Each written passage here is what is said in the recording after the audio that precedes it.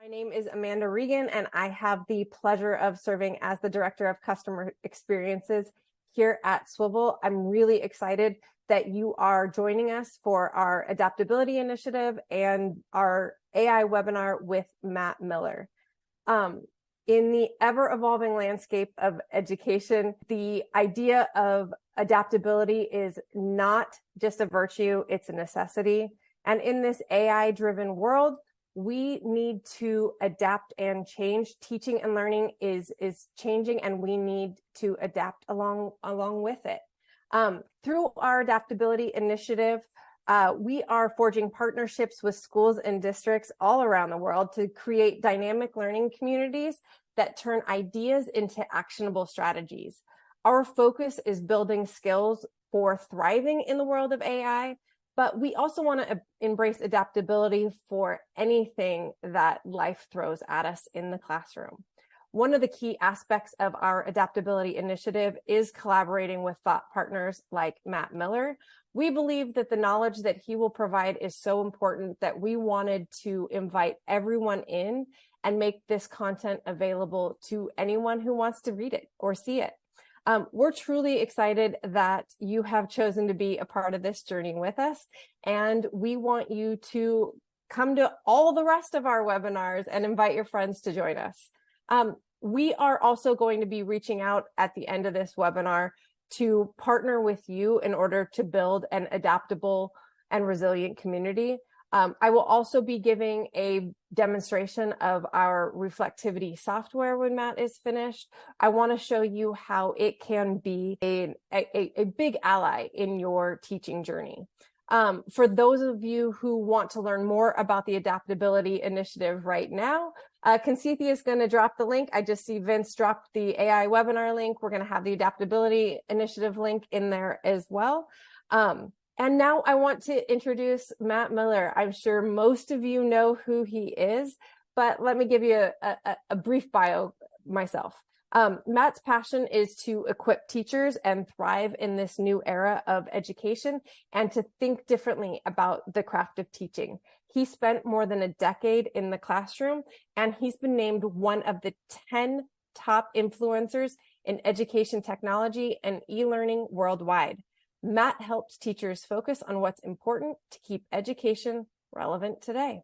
All right, Matt, I'm going to turn it over to you. If you are ready to go, give me a thumbs up. Matt had some technical difficulties today, so he is presenting from a field. Yes. So, Matt, we appreciate your adaptability and willingness to join us. I'm going to turn it over to you. Thanks. Yeah, absolutely. Because Amanda, whenever the internet goes out at your house and the internet goes out in your car, you have to adapt. That's It's important right. to be adaptable in those moments, right? That's right. And so, we can do yeah, anything from anywhere. yes, exactly. Well, I'm thrilled to get to hang out with all of you. I've seen so many familiar faces in the chat already and some new friends that I get to meet as well. So thank you so much for being a part of this. I'm excited to get to talk about this topic, really, because it's one that I think lots of us are trying to wrap our brains around in a big way when it comes to, the future of, well, the title of it is the future of classwork with AI. We're trying to figure out, what does teaching and learning look like with AI as part of the mix. I think whenever ChatGPT very first came out, that was the big wake-up call. That was the big, kind of aha moment for lots of us, where we realized, oh my goodness, this is here and it's functional and it's useful. And then the second thought out of many of our heads was, how does this impact the classroom? How does this impact classwork? Will students use it to cheat? What about academic integrity? What is classwork going to look like now that this exists? And so that's really what we're going to talk about in this. I will just say at the outset that I do not have the answers to all of this. And I think anybody that tries to tell you that they have the answers to all of this is lying to you, because none of us really know what this is going to look like. But if we take an eye if we're kind of keep an eye out on the direction that some of this is headed right now, we can follow that line a little bit to start to see a little bit into the future. And that's all that I'm going to try to do today. So I did want to give you this first off. If you want to get a link to my slides that I'm presenting, you can get a link to the Canvas slides at ditch.link/Swivl. Those aren't going away anytime, so feel free to grab that link. And if anybody wants to drop that in the chat to make it easily clickable, that would be fantastic. So if you want to come back to my slides at any point, that's the place to find it. Also, if you want to pass them along to somebody else, feel free to do that. It's not like a special super secret link or anything. Feel free to pass it around if you want. When it comes to all of the changes that we're starting to see, or the changes that we're starting to imagine are going to happen with artificial intelligence, it's hard to see into the future, like I was saying earlier, to try to figure out where we're going with all of this. And, what is learning going to look like in light of all of this? One thing that I think is helpful to remind ourselves of is that we've been here before. This isn't the first time that a technology has come on and it's made some of us go, oh no, what are we going to do now? This has happened many, many times. Let's go way back, all the way back to the printing press. And you know that Plato was very worried about printed books, right?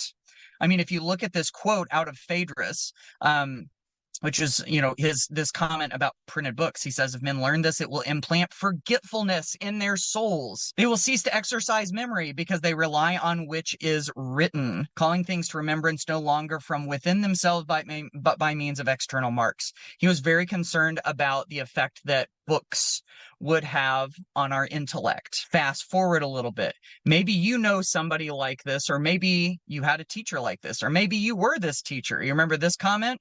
You got to learn how to do this because you're not going to walk around with a calculator in your pocket. And of course, this quote is attributed to all of the 1990s math teachers, right? And now, of course, we don't just walk around with a calculator in our pocket. We walk around with a supercomputer in our pocket, which has sort of changed everything. And then a little more recent, we can't have search engines. What if the students just look up all the answers? Nowadays we're going, well, in some ways, it's kind of great that we can all look up all the answers because it means that we have information at our fingertips. And so that has even caused us to change the way that we've done education, focusing less on rote memorization and more focusing on what do we do with that information that we always have access to. We've been here before, right? And so we're here again. We're here now, and we're trying to answer the question, how will AI impact classwork? There are bigger questions as far as how will AI impact what it means to be human, the future of work. How will all of this look? And I think it's going to come on us faster than we realize. We'll get to a little bit more of that in a little bit. Let's just stick to classwork for now. So we're going to start with the very, very near future, which you could say, is like today. And then we're going to slowly progress forward to look at what all of this might look like in light of the direction that classwork is going. So whenever ChatGPT first came out, and I keep mentioning ChatGPT because it was kind of like the one that caused the mass hysteria, right? It was the big buzz. Now you have all sorts of large language models that serve as our artificial intelligence assistants, things like Google's Bard and Microsoft Bing and Claude and Perplexity. And I mean, there are all of these AI assistants now that do similar stuff. But when those came out, the big question was, well, what can I do right now? And you might be in this spot right now. School might be starting up for you. It might be still the beginning of the school year, and you're going, holy moly, all of this AI stuff is here, and I don't even know what to do, and I've just got to teach class tomorrow. What am I going to do? Let's start there first, because that future of classwork may be today's reality for you. So let's talk through a couple of these things. Number one, I've heard a lot of folks talk about how, well, I'm just going to go back to paper and pencil. If I go back to paper and pencil and we do everything in class, then we don't have to worry about kids using artificial intelligence. I don't know about you, but I have serious concerns about that. And I see the heart of the people who want to do this because they want to still ensure that they know what's coming out of the minds of their students. But when we start to look at the concerns of, like accessibility, for instance, what about those students that rely on some of the some of the adaptive technology that's out there. You've got screen readers, and you've got high contrast, and you've got voice to text and text to voice, and all of these things that support some of our struggling learners. If we take that away, that's a real concern. And honestly, if we just go back to paper and pencil, doesn't it feel like we're taking 2 steps in the wrong direction instead of taking 2 steps in the right direction? I'd like to say that long term, the better bet is to try to move forward, knowing that all of this exists, and make some mistakes instead of trying to go backwards so that we don't make any mistakes. So that's one thing I think we can do right now. Another one is to talk to students about it and talk to them about its place. Whenever there's a vacuum and there's no guidance for students whatsoever, if we just kind of put our heads in the sand and we pretend like AI doesn't exist, what happens? Well, a lot of times students revert to the path of least resistance. And so if they have an assignment, and if that assignment can be aided by and supported by artificial intelligence, or even completely done by artificial intelligence, then what's going to happen? I mean, there's probably a good chance that they're going to use artificial intelligence to do it. So instead of pretending like it doesn't exist, let's say, hey, this is a real thing. Let's talk about, what are our goals as learners? How do we use it as an effective learning tool? What is it okay to use it? In what ways is it okay to use, and what ways is it not? So we're starting to build that culture of what it looks like. Let's go down to making use of collaboration and discussion. Whenever students are interacting with each other and they're interacting with the class, either to do collaborative work together or to discuss together. That kind of thing, in the moment when they're working together with other humans, it's harder to farm that stuff out to artificial intelligence. It's harder to farm the thinking out. And so just by incorporating more collaborative work and more discussion, that's going to open them up to, potentially more work done right out of their own human brains instead of trying to get all the work done by artificial intelligence. Another big one I'm a fan of is letting students create with what they've learned. Asking them to make a video or make an infographic or make an image or a set of slides or something, do a sketch note, do something where they're creating with what they're learning, instead of asking, write a paragraph to discuss this, write a 5-paragraph essay to tell about this. That's the kind of stuff that large language models are really good at, and it's easy for them to turn that around. And then finally, how about we use AI as an additional voice in the class instead of pretending like it doesn't exist and having students try to complete their work with artificial intelligence? What if instead we take an AI model like ChatGPT and we stick it up on the screen in front of class? And we say, okay, if there's a question that we need answered, or if we want some perspective on something, or if we want it to create something for us, let's put that up on the screen and use it. Now, even if you've got younger students, you can do this, because I know there are some concerns about the terms of use of AI models like ChatGPT. Because the terms of use state that you have to be at least 18 years old to use them, and at least 13 years old to use them with parental consent. But that all relates to the end user of the AI tool. And the end user, in this case, if we put it up on the screen and the teacher types in all of the prompts, the end user is the teacher. The teacher is going to be over 18. If the students see the response that comes out of it, that's not subject to the terms of use. So you're actually using it under the terms of use if you use it in that way. But if you're just looking for some little quick things that you can do to make a difference in a world where ChatGPT really does exist, those are some quick things that you can do to change. Now, shifting gears just a little bit, one thing that I know has one thing that I know a lot of people are really worried about, that they're kind of concerned about, is they're worried about essays. Because if you think about it, essays are one of those places that are most under fire when it comes to large language models like ChatGPT, because large language models are great at writing. And so we start to ask this question, like, how will essays change? Are essays dead?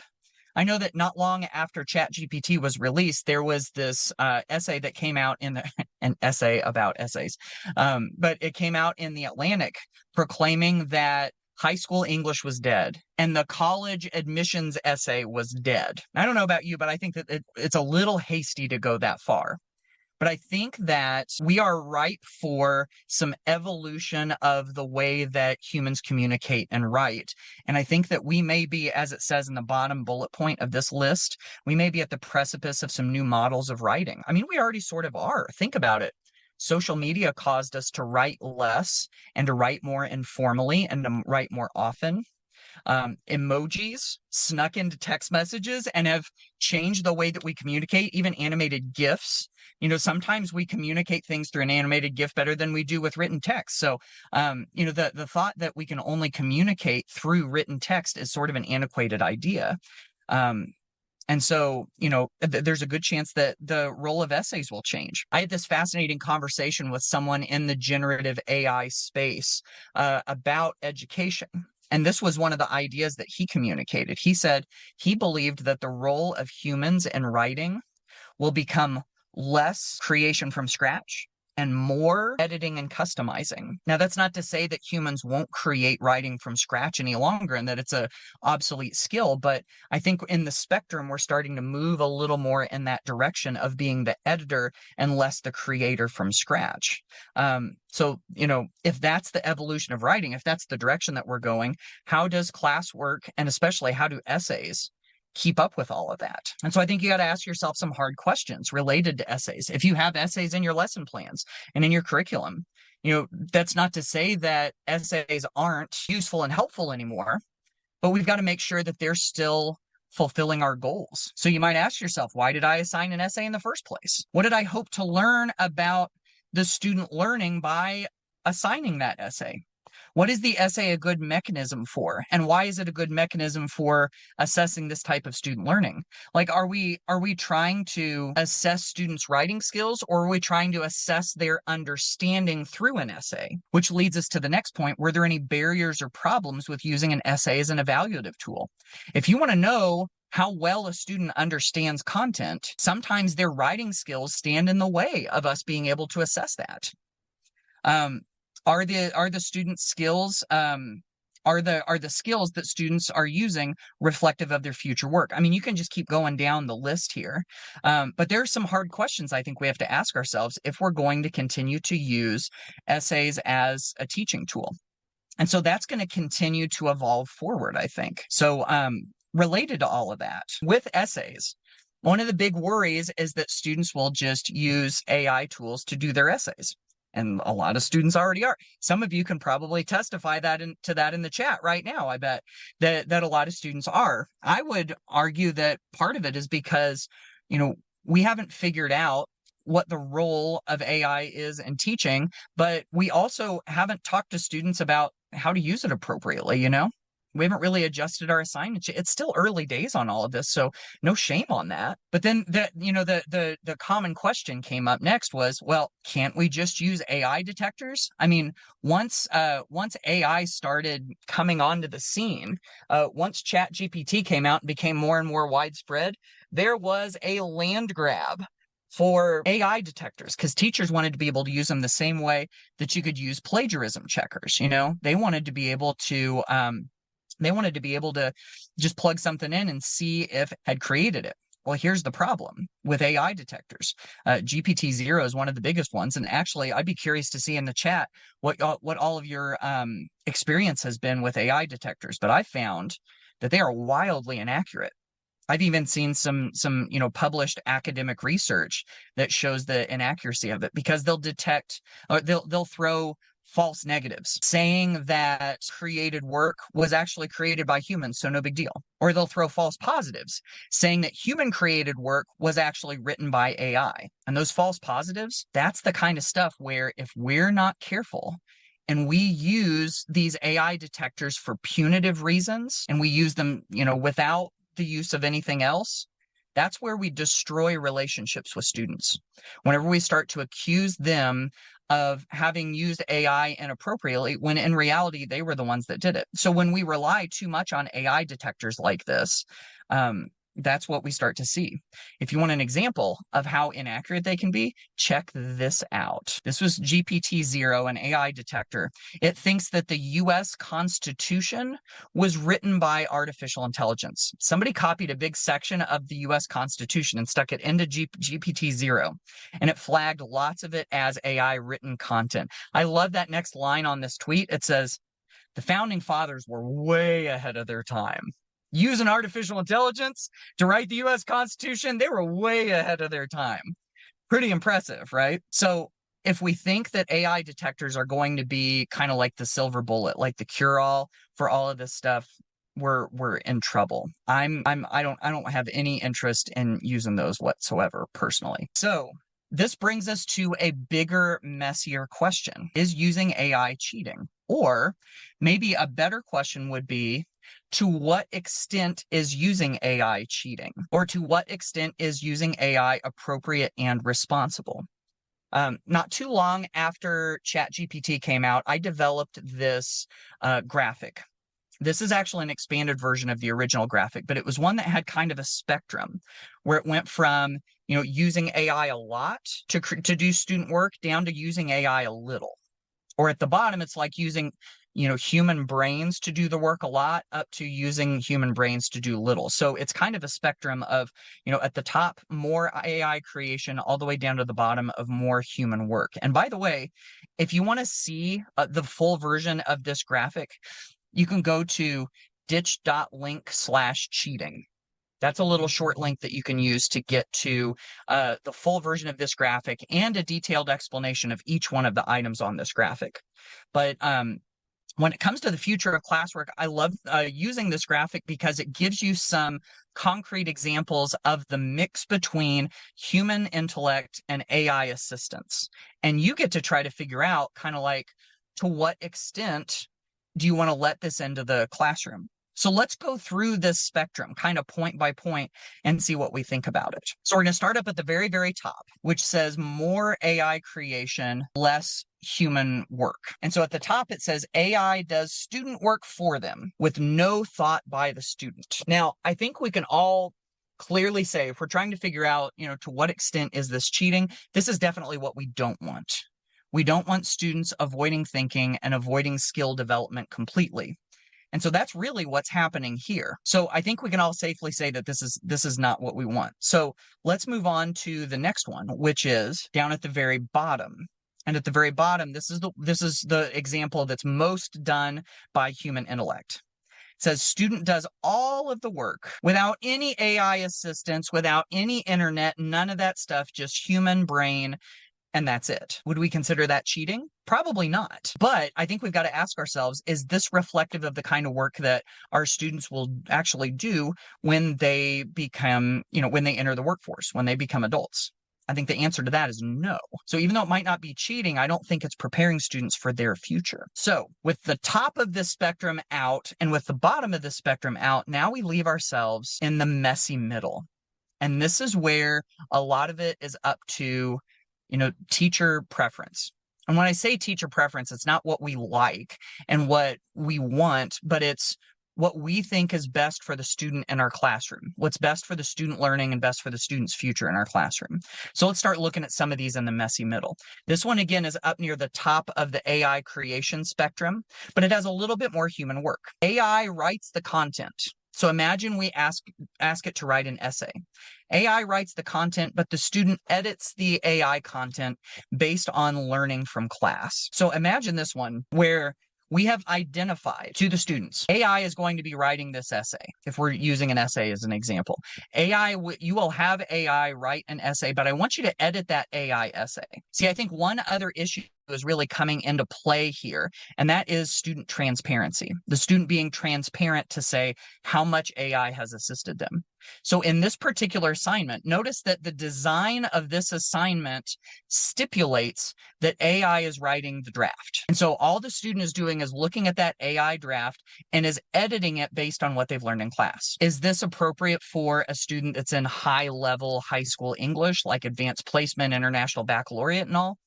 Maybe not, but it might be great for some of those emerging writers that you have that struggle with writing. This is kind of like a scaffolding exercise where we give them small writing tasks where they're learning writing skills in chunks.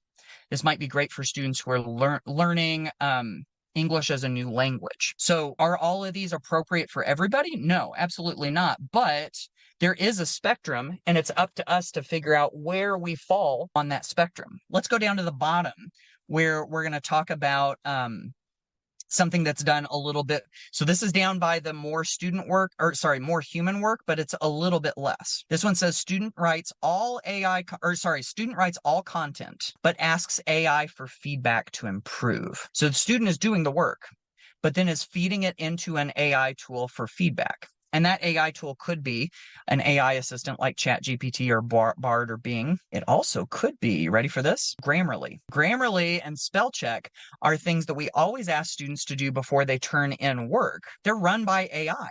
They're run by artificial intelligence. Folks, artificial intelligence has already been in our classrooms as it is. And so in this case, we're just identifying that we're getting feedback from artificial intelligence. So that's another step that we can take. Let's keep moving a little bit more toward the middle, where, by the way, I will say my favorite answers are in the middle. Let's go back up to the top. Again, now we're back to the more AI creation, but a little more human. Student rewrites AI-generated content with their own ideas for improvement. Here's another one where we identify from the get-go, AI is going to write the draft, but I want you to rewrite it with your own ideas for improvement. Maybe there are parts about this that you don't like. As a student, having learned about writing in class, having learned about the content in class, you can improve on the AI work. So let's take that AI draft and let's use it to improve. And again, what are we doing here? We're really hopefully helping those students that are crippled by the blank document, the blank page with the blinking cursor, looking at that going, I don't even know where to start. I don't even know what I'm going to do. If we ask them to write that essay from scratch, some of them are just stuck. And so then what happens? They either cheat or they ask somebody else to do it for them, or they don't do it at all because they don't know what to do. So this basically just gives them an opportunity to practice with some of this without having to do all of the heavy cognitive lifting of writing the whole essay themselves. Let's go back down to the bottom.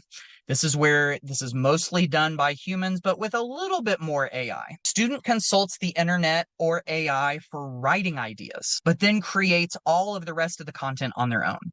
This is where they go to AI and get some ideas for what they might put in their writing, but then they actually do the writing themselves. And I got to tell you what, as adults, we do this all the time. Classroom decoration ideas. You know that cute classroom down in that 4th grade classroom down the hallway from you, they got that from Pinterest. They got it from Pinterest. You know that they did. And so what are we doing there? We're gathering ideas from somebody else and we're kind of putting our own spin on it. That's a real human, that's something that we do as adults. And so we have to figure out, is a version of that appropriate in our class to prepare students for their future? All right. We now are getting into the middle 6. Notice that there's 3 at the top and 3 at the bottom. My 6 favorite are the ones in the middle. So let's dive into those. This one is again up near the top with a little bit more AI creation. This one is it. So here's what this one is. We have AI generate multiple drafts of, say, an essay, multiple drafts, multiple examples. Student picks and chooses the best parts out of those drafts and cobbles it together as a final draft. I've actually got an activity template that you can use to do a version of this. It's available on my website. I'm going to try real quick to drop this into the chat because it's sort of a specific link. And so the link we're going to use is ditch.link/Frankenbot. I call it the Frankenbot activity. That's my fun little name for it. Because what are we doing? It's kind of like Frankenstein, cobbled together by multiple parts, only it's done with artificial intelligence too. Oh, good. So Vince dropped that in there also. Thank you for that. But with this one, think about it. If you have AI write, a handful of different essays and students pick and choose from it, and then they can make their own adjustments to it. That's again releasing more and more of the responsibility of writing to them without putting the whole burden on them. Let's go to the next one. So this is a step up from gathering ideas from AI. Student gathers stats and research via AI, but then creates all content on their own. So they're using AI for research. They're using AI for statistics. Now, here's part of the issue with this. We have to be very careful when we use some of these AI models to make sure that things are accurate. Accuracy is an issue. We've seen where lots of these AI assistants will hallucinate. If you've never heard that term before, they'll hallucinate, which means that they will make things up and present them as if they're accurate, but they're not. Because really all the AI does is it's really just trying to make its best guess about what the right answer is a lot of times. So there is a little bit of concern going into this, but with some of the AI models, we can also track back where the source of that information was, like where it got that information. And so by doing that, it kind of makes our students better researchers. Let's go back up near the top a little bit more, where student writes bullet points to include, but the AI actually writes the draft. So think about this as an option. And I got to say, there are lots of adults I know of that love this as a possibility. It's like, I just want to come up with the main ideas that I want to include in my final version. So I'm going to give the AI my bullet points and then let it write a draft for me. And if there's so many adults that are interested in this as a possibility, I think we have to at least consider it as an option in certain circumstances in the classroom. All right, let's keep going. We're getting down into some of the best ones in the middle. This is back up near the top, a little closer to the top. No, this is on the bottom. Sorry, I saw it incorrectly here. This one says student writes a draft, AI writes a draft, and then student adds the best AI ideas. This is the one where you have students write a draft themselves and then have AI generate a draft of its own, and then they can compare the two and go, oh, I didn't even think about that part. That's a really good point that the AI made. Oh, it worded this really nicely. Oh, I like how it tied all of this into the introduction. And so then the student can use those examples and then incorporate them into their own work. And again, student transparency is probably good here, where they talk about how much they used AI. We're down to the last two. These are right smack dab in the middle. AI guides students through the writing process as a writing coach. This is really interesting. And there are actually some AI models being developed for the K-12 classroom, for education, that will do this very thing.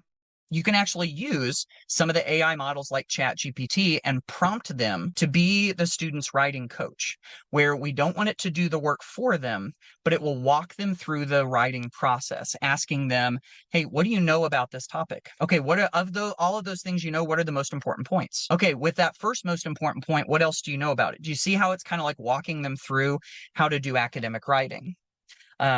So I think we're going to see more and more pre-trained AI models that are trained for this very purpose. And then the last one on my list, right in the middle there, student creates content until they're stuck. So maybe they write that essay or that research paper until they're stuck, and then asks AI for help to get unstuck. This is probably the most nebulous, squishiest, sort of most subjective one on my list, but with the right students in the right situation, I think it could work too. So that's kind of like a great big sort of spectrum of what all of that classwork could look like today. And one of the keys, I think, is student transparency. Now, I dive into this box that I just put up on the screen. I dive into this a lot in that post I gave you, which is available at ditch.link/cheating. But I think transparency is a big part of it, where students are identifying and the teacher is designing how much AI goes into that activity. And so, is the student providing a transcript of the discussion that they had with the chatbot? Is the student providing the original draft that the AI wrote that they modified? I think there's a variety of different ways that you can do this. So anyway, those are some things to consider, at least when it comes to classwork today. So we've been talking a lot about the near future. And as I start to wrap this up a little bit, we're going to look into the little bit more distant future. Now, like this slide says, I don't want to scare you, but AI is going to improve fast, like crazy fast. Like in the words of a book I've been reading, it's going to be scary smart. I've been reading this book called Scary Smart by Mo Gadat, who used to work for Google. And it's going to come on quickly, which means that we're going to have to adapt maybe faster than we really want to. Okay, brace yourself for this. Here's how fast it's going to come on. So since 2000, we started to have this concept called deep learning, where AI was able to kind of like train itself and learn from itself. And since then, AI has started to grow exponentially, not in a linear fashion where it just grows on a straight line, but in an exponential fashion where there's kind of like a curve, like a hyperbolic curve, right? We've got quantum computing coming on that's supposed to not just like double the speed that it comes on, but double the exponential speed that it's coming on, which means that we're starting to get closer and closer every day to what people are calling singularity. Singularity is this concept where AI far surpasses human intelligence. Some people predict, like Kurzweil's prediction, which came in his book, which was published like 10 or 15 years ago, I think. He predicted that we would get to singularity by 2045. I don't know if we'll even make it that far. When we get to that point, when AI far surpasses human intellect, it's going to be a whole different game, and we really have no understanding of what that's going to look like. What we're encouraged by in this book, Scary Smart by Mo Gadat, is that we have some steps that we can take today to try to guide all of this in the right direction. So don't feel like we're just, sort of we're subject to whatever happens, like we have no control. But the reason that I bring that up is that it's going to happen, and it's going to happen fast, and it's going to change fast. And so to wrap all of this up, how do we respond to all of this? I think a couple of keys are here. Number one, we've got to keep learning. Keep learning about AI and its place and what it's able to do and how it's being used in the workforce. I think we've got to go back to the foundation of what we do in education. And we've got to continually ask ourselves, why are we doing what we're doing? And is it still serving our students? I think we've got to have lots of conversations with our students about how we grade and what we do and what we stand for and what's best for us. I think we've got to be willing to try new things and adjust them. We've got to be willing to make what I like to call imperfect choices. We try something and we know that it's not going to be right, but it's the only way that we can get to more perfect things, right? I think we've got to have grace with those that try new things, especially school leaders. If we've got teachers that are trying to make sense of this and it doesn't go right on the first try, we've got to be willing to have some grace with them on that. And then also put some sort of guidance out there, letting students know, this is what we stand for, this is what we don't, this is what's acceptable, this is what isn't. Because if we don't do that, like I was saying earlier, in a vacuum, students are usually going to revert to the path of least resistance. So they're going to go with whatever makes their lives easier. And then another one, and this is a big thing that I talk about a lot in my book, AI for Educators, is that we have to teach with our tomorrow glasses.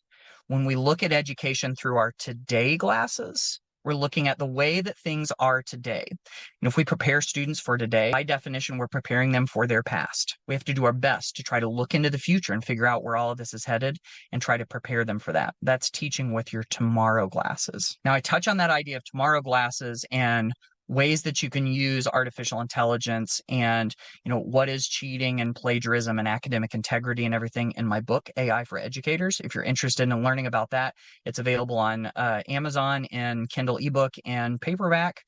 I've also got all sorts of AI resources out there on my website. And then, of course, these slides, like I mentioned earlier, at ditch.link/Swivl if you want to come back to these as well. And then we've also got links for you to be able to come back and rewatch this if you want to. But that's what I've got for you today. I think the future of classwork, to me, is fascinating.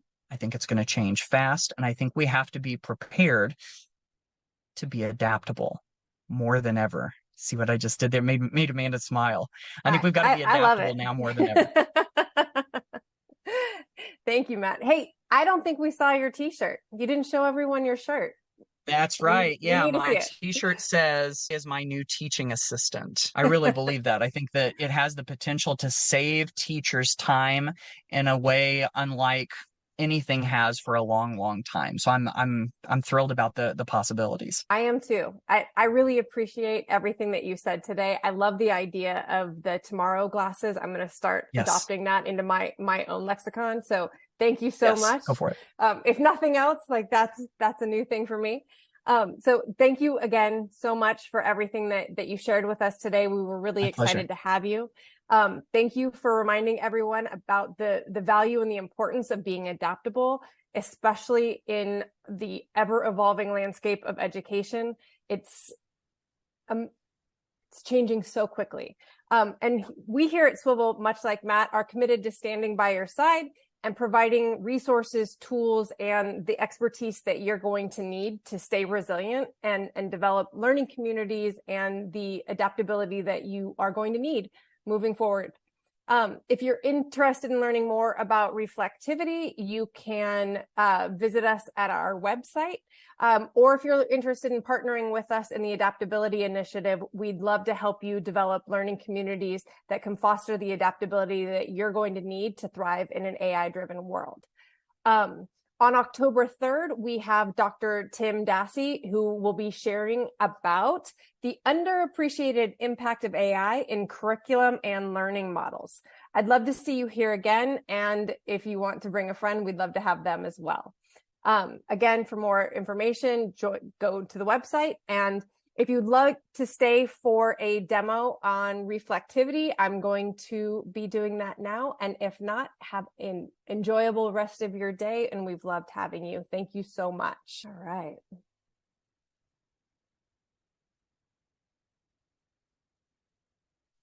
So let me get back to where I'm supposed to be. Okay. So this Reflectivity, you are going to be dropped into an inspiration board, and it's going to show you what everyone in your organization is working on. This is what they're thinking about. This is what they are being inspired by. So because of Matt's most recent teaching, we're going to talk a little bit about the responsible use of generative AI. This is the idea. Generative AI is what ChatGPT and Bard and all of the other conversational AI, that's what they are considered. So I'm going to go ahead and I'm going to click that. I can see all of my colleagues that are also working on this particular skill, and I'm going to join that learning community. So now that I've joined that community, I can see all of the other people that are working on it and the progress that they have made, how they're taking action to develop themselves. And I'm going to start my plan. So in the future, I want to feel informed about the use of generative AI in the classroom.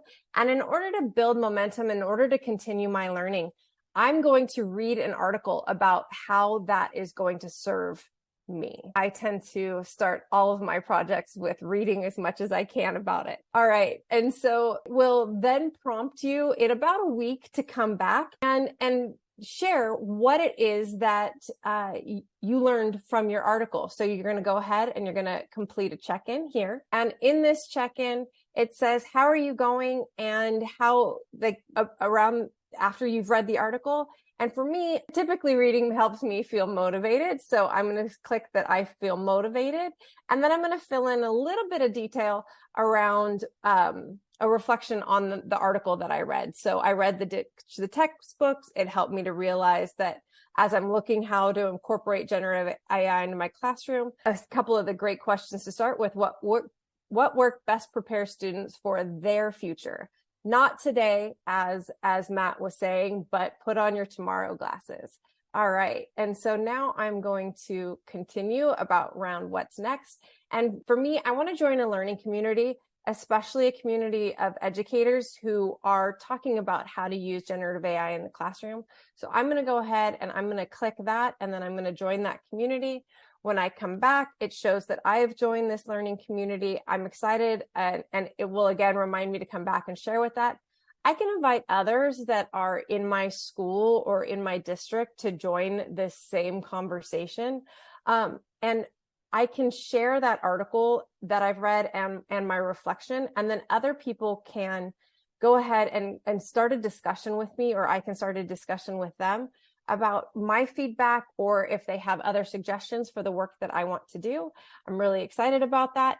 And really that wraps up that first week of what you do in order to make progress. Next week, I'd come back and share about joining the learning community. We're really excited about reflectivity and how it can make people feel like they're making progress in something that's a little bit intimidating, like AI. So to learn more about reflectivity or to check out, have somebody teach you a little bit more, do a personalized demo, you can go ahead and scan this QR code, or you can go to our website. Again, I want to say thank you for joining us today and have a great rest of your day. Bye, everyone.